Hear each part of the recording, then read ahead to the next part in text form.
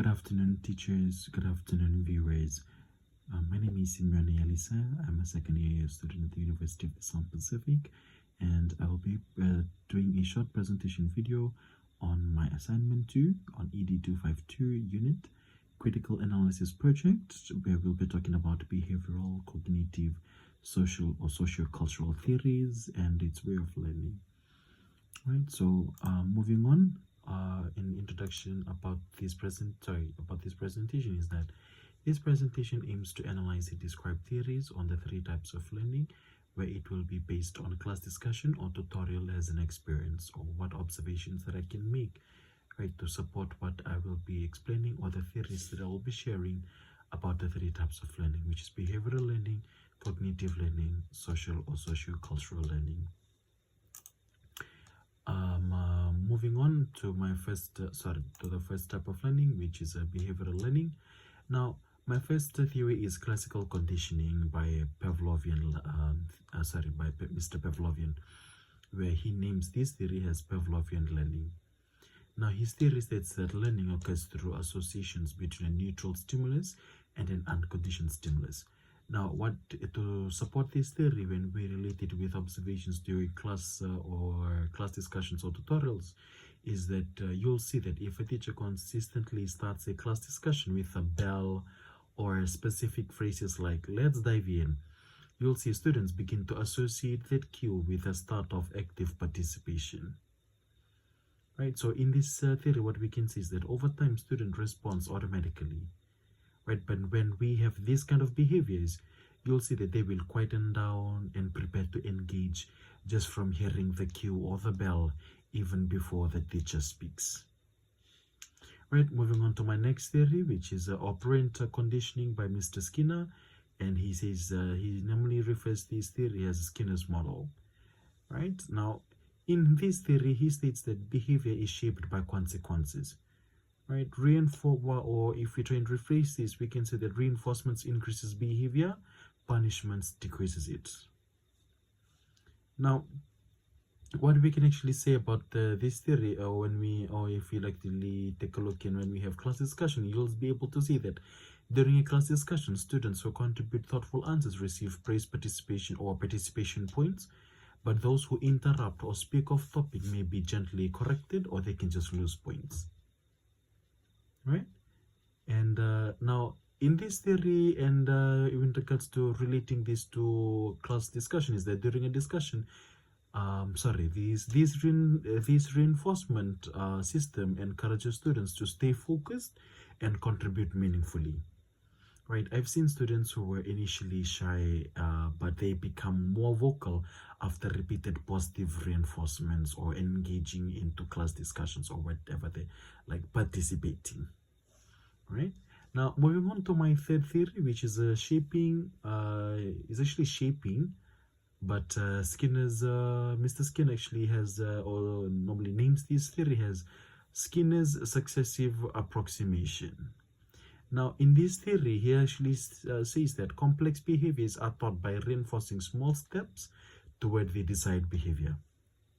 Now, what this theory is trying to say, or what it means, or if we relate it to class observation, is that you'll be able to see when a student who struggles with speaking up in discussions might first be encouraged to answer yes or no questions. Then they can progress with speaking up in or having short phrases. Then they can further progress and eventually having full opinions. Right, so in one class, a student who rarely spoke began participating more after the teacher praised even brief contributions. Then over time, you'll be able to see their confidence grows and they become a regular voice in discussions. Right, moving on to my last point, or my last theory, which is modeling or the observational learning, which is named by Bandura. Now, in this theory, it actually is just a short phrase or a short theory where he states that students learn by observing others and imitating their behavior. Now, if we take a look at class discussions, you'll be able to see when a teacher praises a student for using respectful language during a debate, others begin to mirror that behavior. Right? Then in a group discussion, students often emulate the tone and style of peers who are praised. Now, this creates a ripple effect of positive behavior without direct instruction. Right?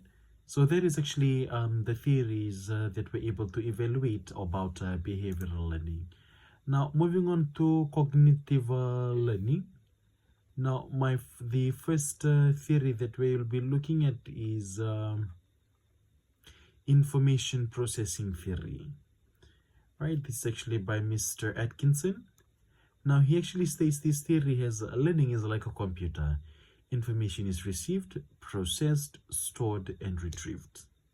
Now, if you relate this during class discussion, you'll be able to see during a history discussion, for example, the teacher uses graphics, organizes to help students categorize events into causes and its effects. Right now, this aids in coding and retrieval. Right? You'll be able to also see that students who used visual aids retained more detail and made deeper connections during follow-up discussions. Right? Deeper connections during follow-up discussions, and when they have that characterized or graphics that are organized, like they will be able to understand how the events are linked one after the other. Right? This is information processing theory. Moving on to the next theory, which is a metacognition theory. Now, for metacognition theory, this theory is actually by Mr. Flavel.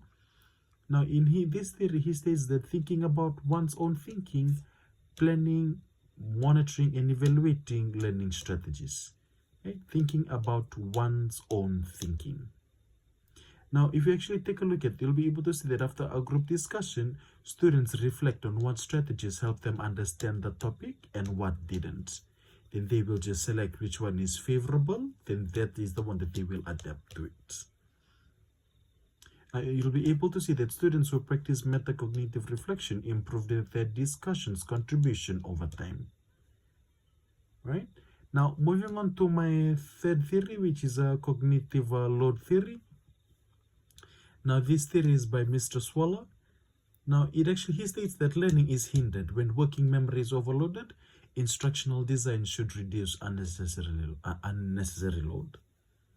It'll be able to see when a teacher breaks down a complex topic into smaller chunks during discussion and uses visual to support verbal explanations, students then are able to grasp the material more easily and participated more confidently when cognitive load was managed. Right, that is actually what we can relate to in learning or during class discussions. Now, moving on to constructive cognitive theory by Piggott. Now, what she's trying to say here, or what her theory states, that learners actively construct knowledge through interaction with the environment and peers. Now, when we try and relate this during class discussion, is that in a science discussion, students debate hypotheses and revise their understanding based on peer input. Right now, in this, students develop deeper conceptual understanding through peer interaction and self-correction. Right? Now, moving on to my last learning method, which is a social or socio-cultural learning. Now, first theory is social learning theory by Bandura. Once again, what a lovely person.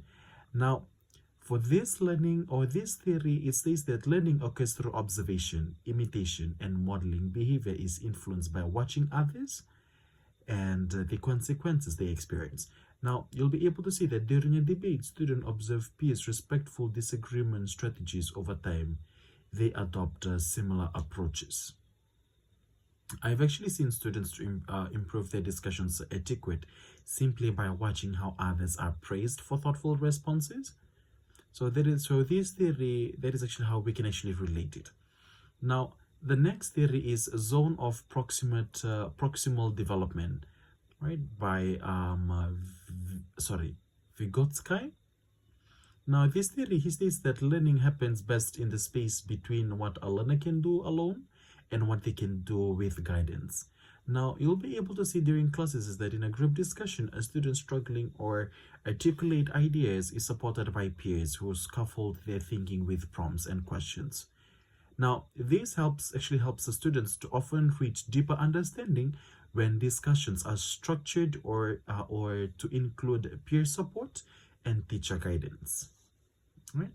Now, moving on to my third theory, which is a cultural tools mediation, the same person as well. Now, the theory states that learning is mediated by cultural tools.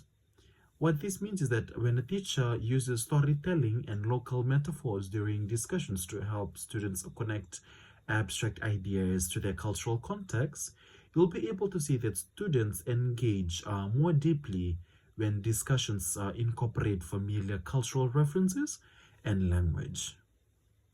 Right?